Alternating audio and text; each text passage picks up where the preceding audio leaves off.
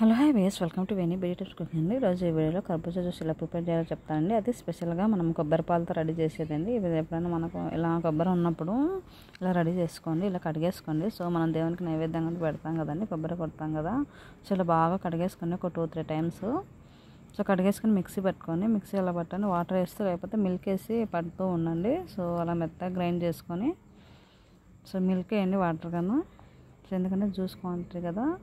So అలా వడగట్టుకోండి, బాగా మెత్తగా పేస్ట్ అయినాక సో పాలు వచ్చేసాయి చూడండి, రెడీ అయిపోయింది, కొబ్బరి పాలు రెడీ అయిపోయింది. సో జ్యూస్ మనం చేసుకోవాలనే ముందు ఇట్లా రెడీ చేసి పెట్టుకోండి, లేకపోతే రెడీ చేసుకుని మనం ఫ్రిడ్జ్లో పెట్టుకోవచ్చండి. సో అప్పుడప్పుడు అంటే మనం అన్నీ చేయలేం కదా. సో ఇలా రెడీ చేసుకుని ఫ్రిడ్జ్లో పెట్టుకోవచ్చు. ఒక 1 వీక్ అయినా పర్లేదు, ఏం కాదు. కొబ్బరి పాలు ఫ్రిడ్జ్లో స్టోరేజ్ చేసుకోవచ్చు. సో ఇలా రెడీ అయిపోయిందండి. ఇప్పుడు మనం కర్బూజా తీసుకొని కట్ చేసుకోవాలి చిన్న చిన్న పీసెస్గా. చాలా బాగుందండి. సో బట్ ఈ ఫ్రూట్ అయితే టేస్ట్ లేదు, సో నేను షుగర్ కూడా యాడ్ చేస్తాను. సో మనం ఫ్రూట్ బట్టి షుగర్ యాడ్ చేసుకోవాలండి. సో ఇలా చిన్న చిన్న పీసెస్గా కట్ చేసుకొని మనం మిక్సీలో పెట్టుకోవాలండి. మిల్క్, కొబ్బరి పాలు అండ్ ఇలా షుగర్ యాడ్ చేయండి. సో మందంగా ఉంటాయండి కొబ్బరి పాలు.